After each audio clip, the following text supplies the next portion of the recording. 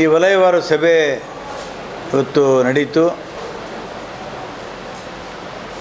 7 ಜಿಲ್ಲೆಗಳಿಂದ ಜಿಲ್ಲಾ ಪಂಚಾಯತಿ ಮುಖ್ಯಸ್ಥರು ಸಿಇಒಗಳು ಬಂದಿದ್ದರು. ಕೆಲವು ಕಡೆ ಅವರ ಪರವಾಗಿ ಒಂದಿಬ್ಬರು ಬಂದಿದ್ದರು. ಜಿಲ್ಲಾ ಪ್ಲ್ಯಾನಿಂಗ್ ಯೋಜನಾಧಿಕಾರಿಗಳು ಬಂದಿದ್ದರು ಮತ್ತು ಜಿಲ್ಲಾ ಪಂಚಾಯತಿ ವ್ಯಾಪ್ತಿಗೆ ಬರ್ತಕ್ಕಂಥ ಇಲಾಖೆಗಳ ಅಧಿಕಾರಿಗಳು ಕೂಡ ಬಂದಿದ್ದರು. ನಾನು ಈ ಜವಾಬ್ದಾರಿ ವಹಿಸ್ಕೊಂಡ ಮೇಲೆ